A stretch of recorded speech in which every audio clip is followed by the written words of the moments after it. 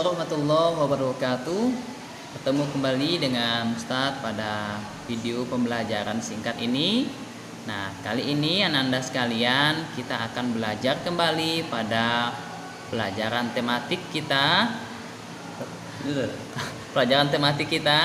Nah, tentang rukun dalam perbedaan ya. Kali ini kita akan melanjutkan ke tema kedua kita.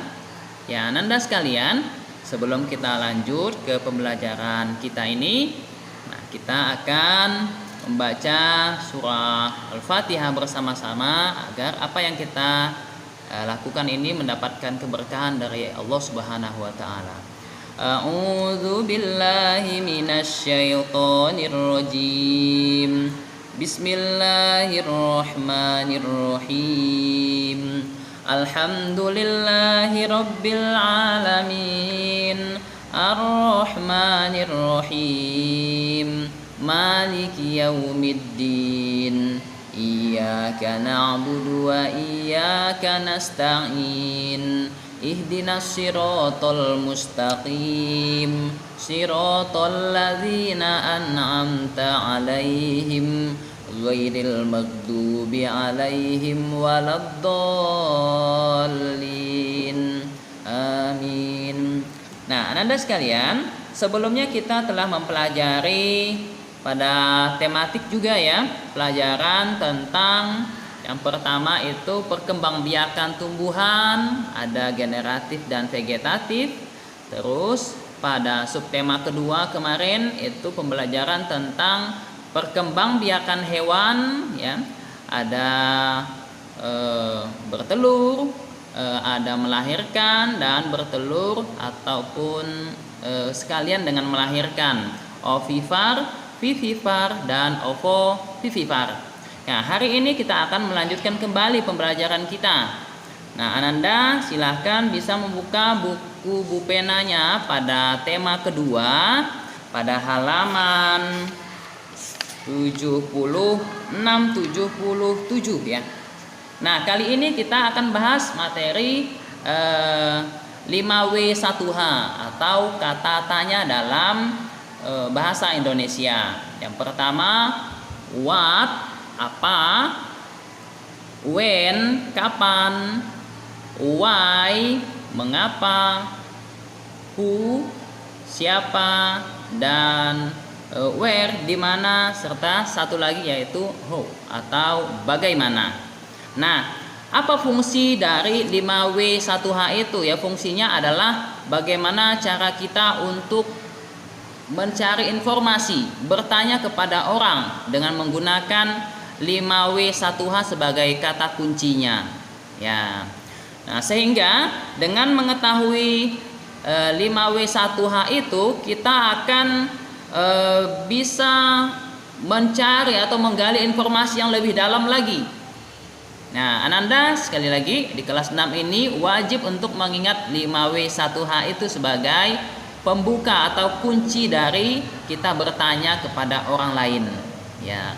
Kita tidak tahu apakah Ananda nanti bisa menjadi wartawan yang nasional ya, terus bisa menjadi pimpinan kantor-kantoran ya kan. Ya, sehingga Ananda bisa memiliki modal pertanyaan itu dari 5W1H itu. Oke. Nah, Ananda sekalian, pada kata what atau apa, nah bisa kita membuat misalkan apa yang terjadi pada Indonesia pada tahun 2021 ini misalkan ya, terkait dengan wabah ya. Berarti yang terjadi apa? Meluasnya wabah COVID-19. Nah, apa yang terjadi? Nah, kan? Bisa kita buat. Jadi apa itu untuk menanyakan hal atau peristiwa yang terjadi. Nah, selanjutnya ada siapa. Ya, siapa? Pada pemerintahan siapa? Nah, misalkan kan, pada pemerintahan siapa? Nah, kan? Nah, bisa ya kita jawab, misalkan pada pemerintahan Presiden Joko Widodo misalkan ya. Nah, yang ketiga, kapan? Nah, itu dimulai pada tahun 2019. Kapan? Itu menanyakan waktu. Ya kan? Terus yang keempat, di mana saja meluasnya wabah ini? Oh, ternyata hampir di seluruh Indonesia. Nah, bahkan dunia. Nah, ya. Nah, seperti itu. Terus mengapa? Mengapa? Penyebabnya apa? Nah, penyebabnya kalau yang kemarin ya, informasi yang dapatkan kemarin itu adalah itu dimulai dari kelelawar ya, kalau tidak salah Ustaz itu ya. Ada dari Wuhan, Cina. Itu katanya penyakit itu dimulai dari memakan kelelawar ya. Nah, kelelawar itu dijadikan makanan yang jadikan sup dan lain sebagainya. Itu informasi yang didapatkan. Terus bagaimana cara ataupun proses terjadinya suatu peristiwa? Terjadinya atau penularan ini terjadinya, pertama itu dari kontak langsung, yang kedua dari droplet ataupun lendir ya. Ya, lendir. Nah, seperti itu. Kemarin juga ada diinformasikan dia menyebarnya dari udara. Nah, seperti itu. Nah, itu merupakan modal kita dalam mencari informasi tambahan atau informasi baru. Nah, 5W dan 1H. Nah, Ananda semua, semoga kita selalu dalam lindungan Allah Subhanahu wa taala ya. Nah, kita lanjutkan. Nah, pada tema 2 tentang persatuan dalam perbedaan. Persatuan dalam perbedaan.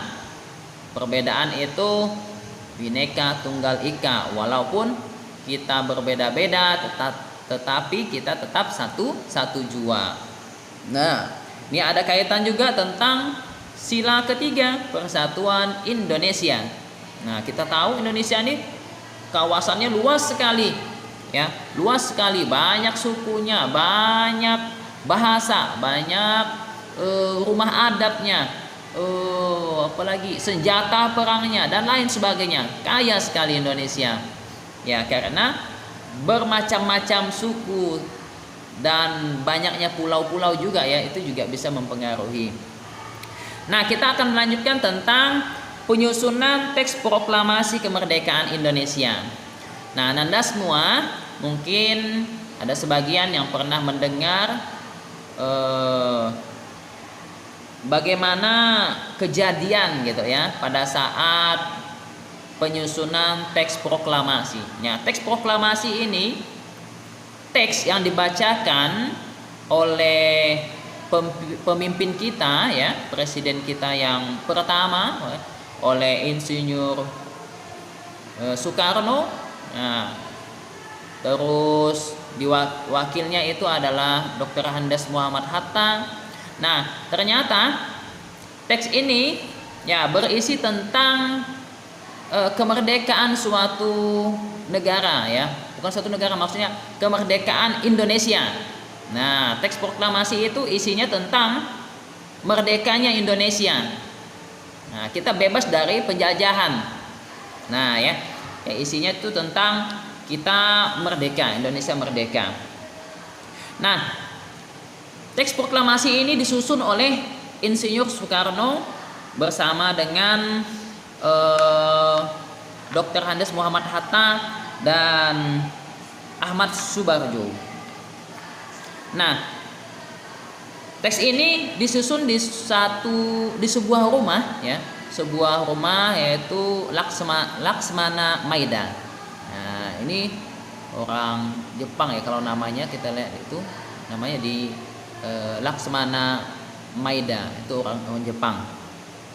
Nah, teks itu setelah diramu, disusun sesuai dengan ide-ide dan pembahasan serta diskusi yang selesai ya, maka ditulis kembali oleh Sayuti Melik.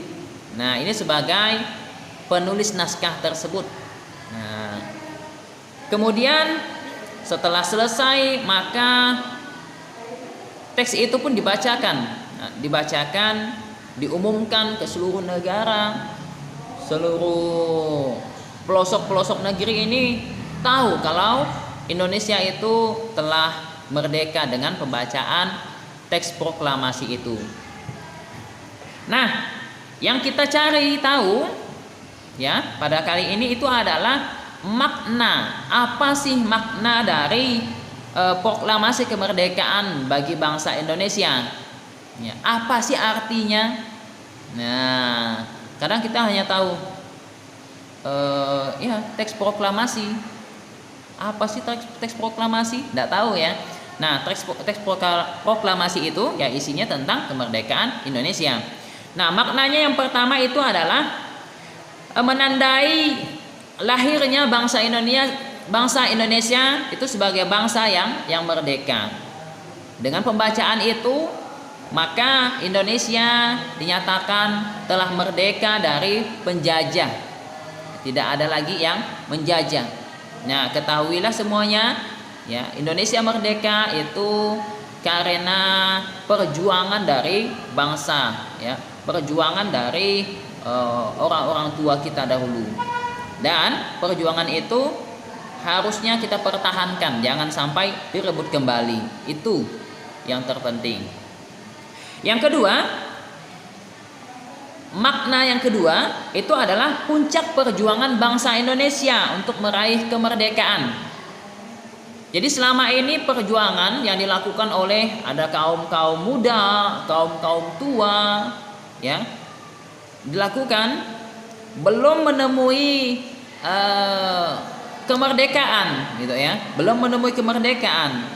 Nah, setelah melakukan persatuan ya antara kaum muda dan kaum tua ini, maka kita bisa menang. Nah, itulah sila ketiga ini sangat berperan penting juga bagi kita yang sekarang, yaitu persatuan Indonesia. Persatuan itu sangat penting sekali.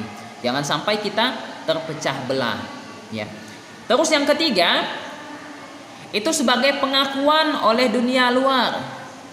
Jadi penting bagi Indonesia minta diakui oleh negara luar kalau Indonesia ini telah merdeka. Nah, kita punya kedaulatan masing-masing.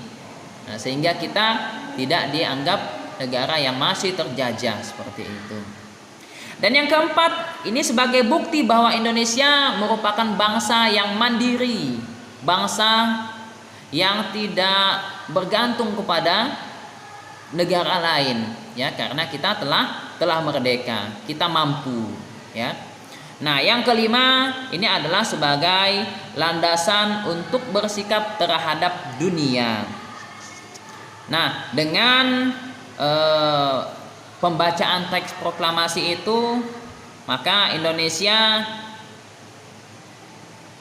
udah merdeka, ya, telah merdeka, dan kita bisa menjalin kerjasama dengan negara-negara lain, ya, untuk apa? Ya, untuk memajukan negara kita.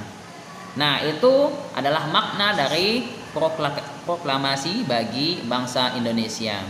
Nah, tugas kita sekarang sebagai generasi penerus, maka kita cukup mempertahankan, ya, mempertahankan kemerdekaan kita. Jangan sampai kemerdekaan ini direbut oleh negara lain kembali, kita dijajah, ya, maka kita akan sengsara. Oke, mungkin itu saja yang dapat disampaikan. Kurang dan lebihnya mohon maaf. Benar dan salah, kebenaran hanya datang dari Allah, dan yang salah itu dari Ustadz pribadi.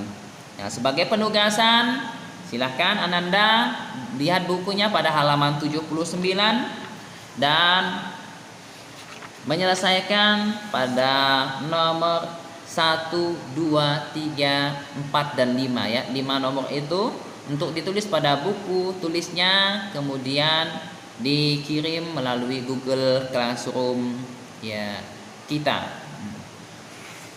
Oke, kita tutup dengan hamdalah, alhamdulillahirabbil alamin, dan doa penutup majelis, subhanakallahumma wa bihamdika asyhadu an la ilaha illa anta astaghfiruka wa atubu ilaik. Assalamualaikum warahmatullahi wabarakatuh.